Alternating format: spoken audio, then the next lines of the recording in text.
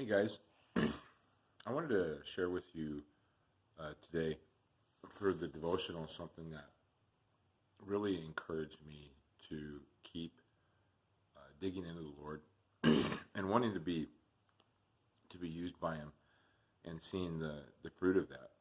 And so what happened is, and I call this God works at Harbor Freight.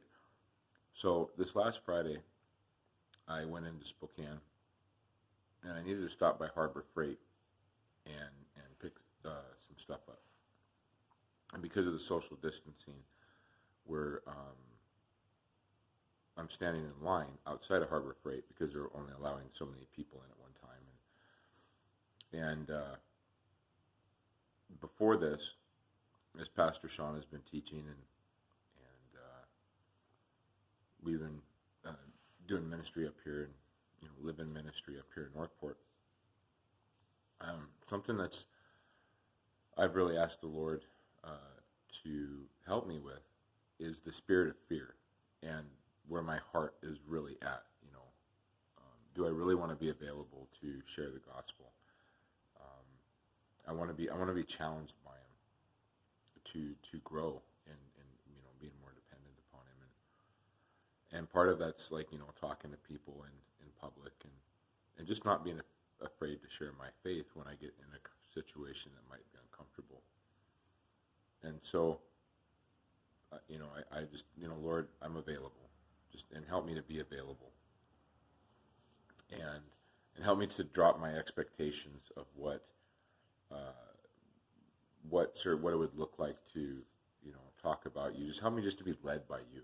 Let it to be open by you. So I'm standing in line, or I'm walking up to the line, and because of my back issue, I have a back issue with some sciatic things going on, and so it's kind of hurting. And as I walk up to the line, there's the guy that's at the end of it. He looks at me and he just insists that I go ahead of him because he's not in a hurry, and he just really wants me to cut in front of him in line. And so I felt this prompting to let him do it, because he really wanted to. And so I kind of thought I was blessing him, like, okay, I'll bless him by letting him, I'll go in front, because I wasn't in a hurry, either. And then there's another guy that came up, being pushed in a wheelchair, and he wanted this guy to go before him too, and the guy in the wheelchair just wouldn't do it. And it was kind of an interesting situation, and I just made a comment, to both of them, and we had a short little conversation, the three of us.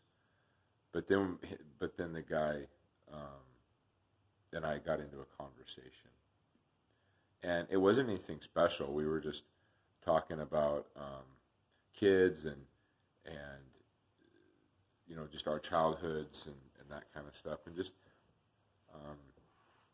I don't know. Like I said, it wasn't anything outlandishly special about what we were talking about. But as we were talking about our kids, there was a commonality that we found out that we had, and it was about wanting our kids to learn how to think for themselves and problem solve and these types of things, and talking about our dads, and we're at by this time we get to the front of the line that we're in to go into Harbor Freight. And he's talking about his stepdad,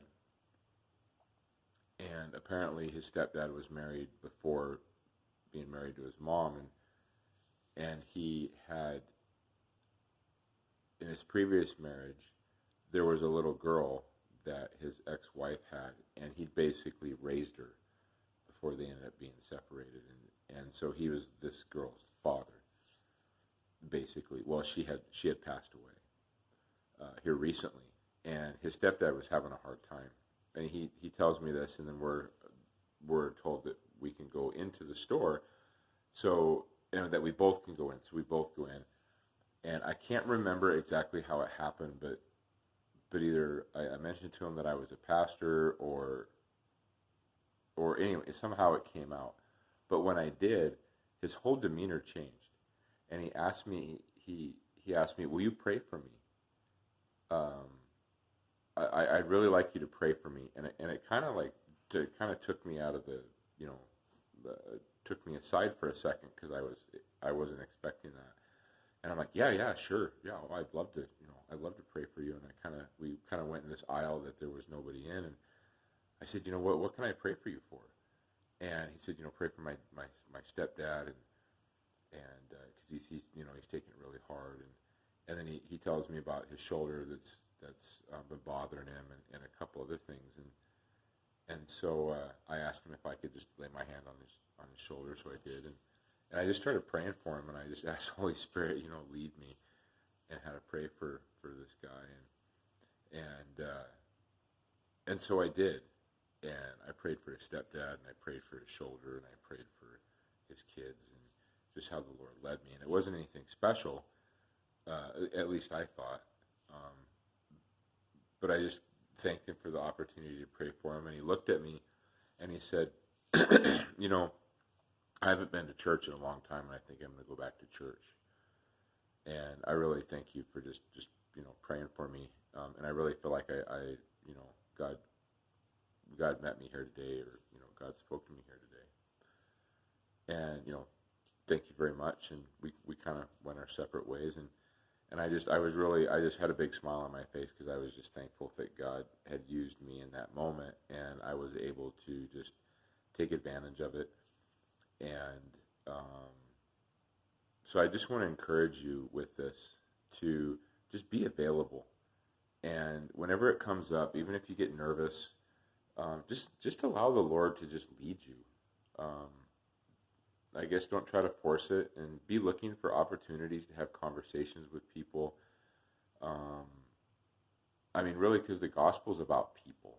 It's about relationship, and it's about God loving us enough to use each other, use broken people in a broken world to help as his hands and feet in healing those that are broken.